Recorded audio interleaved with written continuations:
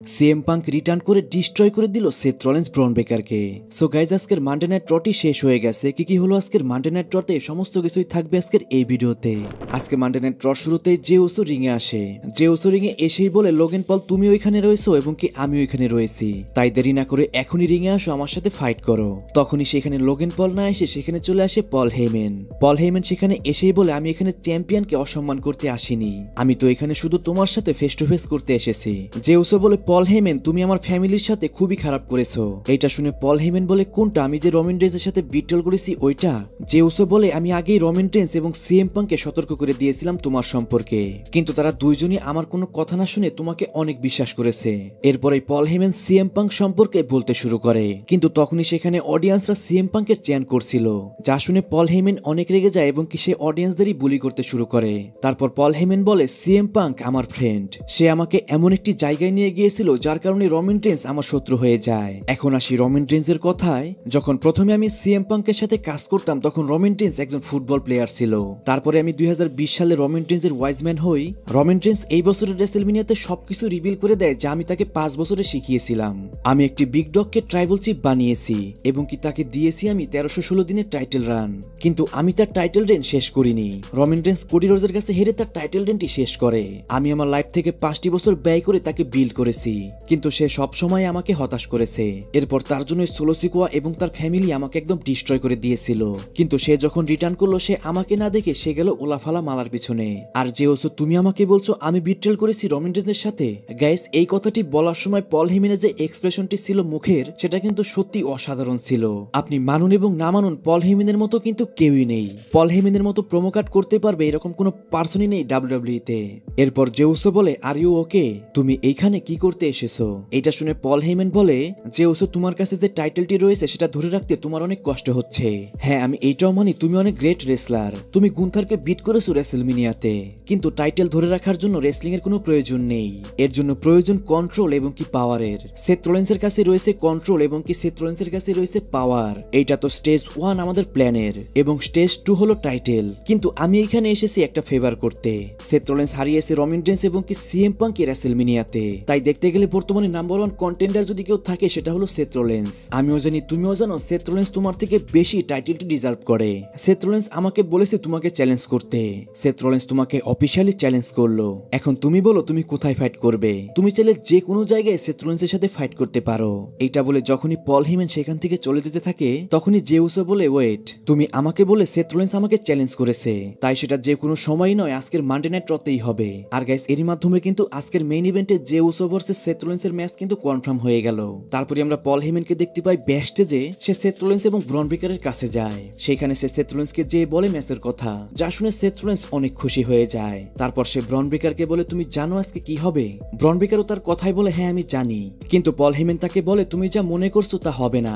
যে উসোকে কোনোভাবে আমাদের হালকাভাবে নেওয়া যাবে না, কারণ সে রেসেলমেনিয়াতে গুন্থারকে ট্যাপ আউট করিয়েছে।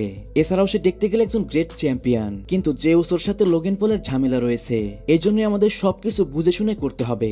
গাইস, একটা বিষয় কিন্তু না বললেই নয়, বর্তমানে পল হেইমেনকে যেভাবে বিল করছে ডাব্লিউডাব্লিউই সেটা কিন্তু সত্যি প্রশংসা করার মতো।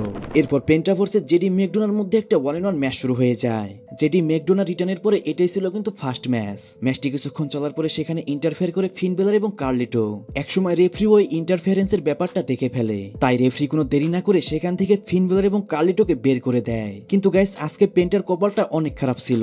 তখনই সেখানে চ্যাট গেবল চলে আসে এবং কি চ্যাট গেবলও সেখানে ইন্টারফেয়ার করে, বাট পেন্টা খুবই বুদ্ধির সাথে সেখানে চ্যাট গেবলকেও বিট করে দেয়। লাস্টে একটা চান্স পায় জেডি ম্যাকডোনা, কিন্তু সে তাতেও উইন করতে পারে না। এরপর পেন্টা মেক্সিকান ডিস্ট্রয়ার হিট করে এই ম্যাচটার মধ্যে উইন করে যায়। আর গাইস, এই ম্যাচটার পরে আমরা জানতে পারি ব্যাকলেজের ডমডম ভার্সেস পেন্টার মধ্যে আইসি চ্যাম্পিয়নশিপ ম্যাচ কনফার্ম হয়ে গেছে।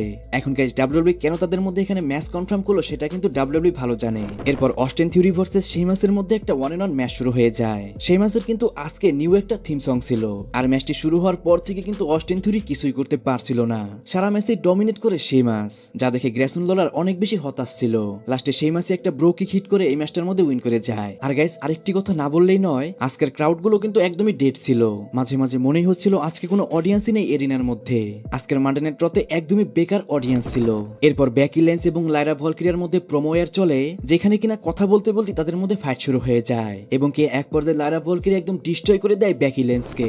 তারপর ইও স্কাই ভার্সেস রোকজিম প্যারেসের মধ্যে একটা 1-on-1 ম্যাচ শুরু হয়ে যায়। ম্যাচটি মোটামুটি ভালোই চলে, যে ম্যাচটার মধ্যে ইওস্কাই উইন করে যায়। ম্যাচ শেষে রোকজিন প্যারেজ সেখানে হ্যান্ডশেক করে সেখান থেকে চলে যায়, কিন্তু তখনই ইওস্কাইকে অ্যাটাক করে রোকজিন প্যারেজের একজন টিম মেম্বার। তারপর সেখানে রোকজিন প্যারেজও চলে আসে এবং তারা দুইজন মিলে সেখানে ডিস্ট্রয় করে দেয় ইওস্কাইকে। এরপর রুসেফ ভার্সেস ওটিসের মধ্যে একটা 1-on-1 ম্যাচ শুরু হয়ে যায়। আর গাইস, এটা কিন্তু ছিল রুসেফের 5 বছর পর ফার্স্ট ডাব্লিউডাব্লিউ তে ম্যাচ। রুসেফের লুক এবং তার এন্ট্রেন্সটাও কিন্তু পুরো চেঞ্জ ছিল। যাই হোক, আজকে কিন্তু নতুন একটা ওটিসকে আমরা দেখতে পাচ্ছিলাম। এমনি তো ওটিস অল্প সময় হেরে যায়, কিন্তু আজকে ওটিস ভালোই ফাইট করছিল। কিন্তু ভালো ফাইট করলেও ওটিস রুসেফের কিন্তু সাবমিশন মুভে ট্যাপ আউট করে দেয়। ম্যাচটি শেষে সেখানে আকিরা টুজাবা চলে আসে এবং কিছু রুসেফকে ফাইট করার জন্য বলে, কিন্তু ফার্স্টে রুসেফ কোনো কথা না বলেই সেখান থেকে চলে যেতে থাকে। কিন্তু হঠাৎ রুসেফ আবারও রিং এর মধ্যে ফিরে আসে এবং তাদের দুইজনকে একদম ডিস্ট্রয় করে দেয়। এরপর অ্যাডম পিয়ার্স, প্যাট ম্যাকাফি এবং গুন্থারকে রিং আসার জন্য বলে। তারা যখনই রিং আসে তখনই অ্যাডম পিয়ার্স বলে, তোমরা এখানে আজকে এসেছো কোনো ফাইট করার জন্য নয়, তোমরা এখানে জাস্ট কথা বলবে প্রফেশনালদের মতো। তারপর গুন্থার বলে, প্যাট ম্যাকাফি তুমি ভয় পেও না, আমি আজকে তোমাকে মারবো না। যা শুনে অডিয়েন্সরা গুন্থারকে কড়া একটা বু করছিল। এরপর প্যাট ম্যাকাফি বলে, আজকে আমাদের সাথে রয়েছে মাইকেল কল, যিনি একজন লিভিং লেজেন্ড এবং সে একজন গোট। তুমি একজন 60 বছরের মানুষের উপর অ্যাটাক করেছো, এর জন্যই তাকে বাঁচানোর জন্য আমি তোমাকে অ্যাটাক করেছিলাম। তুমি ফার্স্টেও জেউস এবং সেমিজেনকে লাইটলি নিয়েছিলে এবং তার জন্যই তুমি সেখানে তাদের কাছে হেরে গিয়েছিলে, আর তুমি এখন আমাকেও লাইটলি নিচ্ছ। ব্যাকলেজে আমি তোমাকে বিট করে দিব। এরপর সে সেখানে থাকা কিছু সেলিব্রিটিদের কথা বলে। এরপর গুন্থার বলে, তুমি চিন্তা করো না, এই ম্যাচের মধ্যে আমি আমার সমস্ত ফোকাস এবং অ্যাটেনশনই দিব। এরপর গুন্থার প্যাট ম্যাকাফিকে আরো কিছুক্ষণ ট্রেড করে সেখানে একটা ধাক্কা দিয়ে সেখান থেকে চলে যায়। আর গাইস, গুন্থার ভার্সেস প্যাট ম্যাকাফি ম্যাচটি সম্পর্কে আপনি কি মনে করেন অবশ্যই কমেন্টে জানান। এরপর জন সিনা এবং র্যান্ডি অর্টনের 25 বছরের হিস্ট্রি আমাদের দেখানো হয়। সেখানে জন সিনা এবং র্যান্ডি অর্টনের কিছু আইকনিক ম্যাচের কার্ড আমরা দেখতে পাই। আর আমাদের এটাও বলা হয় এটাই হবে লাস্ট টাইম জন সিনা ভার্সেস র্যান্ডি অর্টনের ম্যাচ।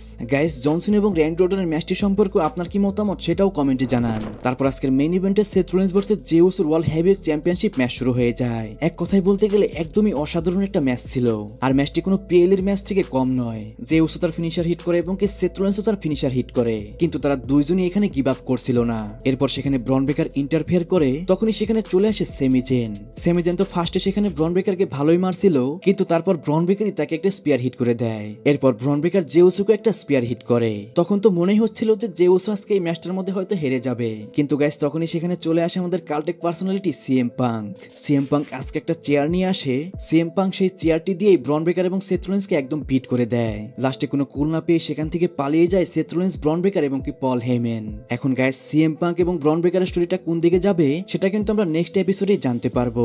আর গাইস, আজকের মানডে নাইট রটি দেখতে গেলে ওভারঅল অনেক ভালো ছিল, কিন্তু সবথেকে খারাপ ছিল আজকের ক্রাউড। এত ডেড অডিয়েন্স আমি কিন্তু এর আগে দেখিনি। তাদের যেন আজকে যেমন চায় তাই হয়ে যাক না কেন, তাদের কোনো যায় আসছিল না। সো গাইস, এরই মাধ্যমে আজকের মানডে নাইট রটিও শেষ হয়ে যায়। সো গাইস, আজকের ভিডিও এই পর্যন্ত। রেসলিং সম্পর্কে সমস্ত নিউজ এবং আপডেট জানার জন্য চ্যানেলটিকে সাবস্ক্রাইব করবেন।